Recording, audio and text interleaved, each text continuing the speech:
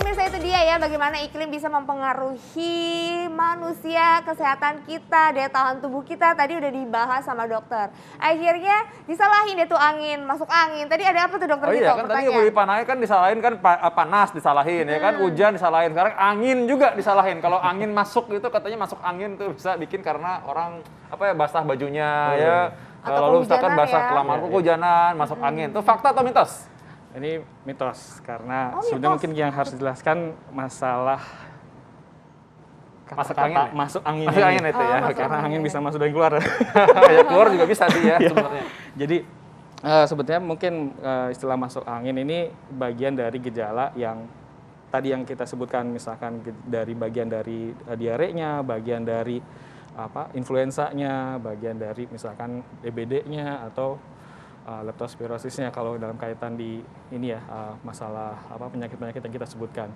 Jadi lagi-lagi dengan perubahan iklim ada perubahan cuaca menyebabkan suhu yang ekstrim, perubahan suhu yang ekstrim, kekebalan tubuhnya berkurang, munculnya virus bakteri yang mudah untuk berkembang, memperbanyak dan seterusnya, dia memudahkan untuk menyerang kita sehingga muncul gejala-gejala yang mungkin akhirnya beberapa gejala-gejala itu disebutnya sebagai gejala masuk angin. Tapi sebenarnya itu istilah yang kurang tepat sih. Ya, istilah yang benar sebenarnya apa masuk angin itu supaya masyarakat tahu nih.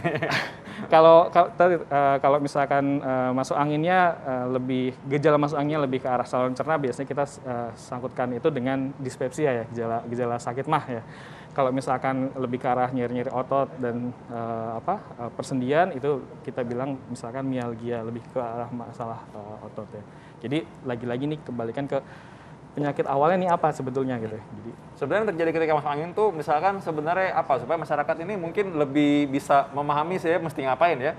Maksudnya sebenarnya tuh apa kalau orang misalkan bilang apa ini sebenarnya kenapa sih gitu. Yeah. Apalagi zaman kemarin-kemarin ya. Orang ada yang bilang oh jangan-jangan masuk angin nih mesti dikerok gitu. Yeah. Atau ada yang ngirim angin nih kayaknya nih. Ada yang ngirim dari jarak jauh, ada yang benci sama kamu jadi dikirim angin masuk angin kadang-kadang gitu kan. Ya, satu ini berhubungan sama seimbangan antara daya tahan tubuh dengan yang menyerang dia ya. Jadi misalnya tadi kayak misalnya ada infeksi, yang kedua misalkan karena faktor kelelahan fisik ya, overload kerjaan dan aktivitas harian. Nah, terus itu menyebabkan juga kelelahan, munculnya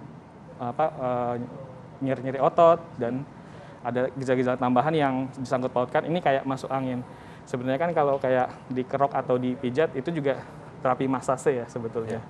Terapi masase yang sebetulnya merelaksasi otot dan akhirnya memperbaiki gejala. Tapi bukan akhirnya dengan kayak dipijat itu anginnya keluar jadi. Enggak ya. Kalau angin keluar ada jalurnya sendiri ya.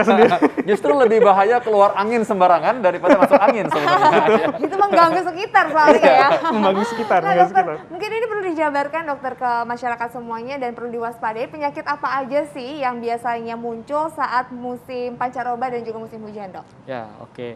Jadi kalau pancaroba atau musim hujan tadi karena kebersihan air yang sulit terjaga kadang-kadang ya, jadi memudahkan muncul diare. Diare biasanya.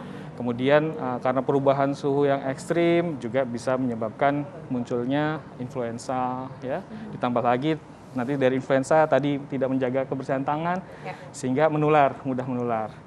Nah, dengan munculnya genangan-genangan air tadi menyebabkan mudah ada nyamuk-nyamuk Aedes aegypti ya, nyamuk yang nyebarin si virus untuk DBD ya. Jadi bisa menyebabkan munculnya atau meningkatnya kasus-kasus demam berdarah, dengue.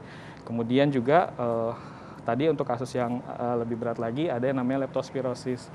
Jadi kalau misalkan banyak genangan atau banjir bahkan kemudian kebersihan di kakinya tidak terjaga, ada lecet, luka, itu menyebabkan mudah masuknya si kuman yang menyebabkan leptospirosis itu jadi menyebabkan atau meningkatkan kasus leptospirosis. Oke, baik dokter. Oke, bagus. Semoga Anda semua tetap sehat ya. Ingat di luar nih kayaknya agak mulai mendung nih. Anda sekarang mulai juga makan bergizi, banyak protein. Ingat cukupi sayur dan buah-buahan dan tetap gerak badan walaupun nggak bisa keluar karena hujan, di dalam bisa kan supaya tetap aktif dan fisik tetap terjaga. Tetap kuat menahan penyakit-penyakit di masa pancaroba. Jadi hidup sehat intinya. Karena itu nonton tiap hari apa? Hidup sehat setiap hari Senin sampai Jumat jam 9 sampai jam 10 pagi hanya di TV One. Oke, saya pamit dulu undur diri ya. Saya Dr. Vita Damai. Saya Intan Somadina. Indonesia hidup Hidup sehat. sehat.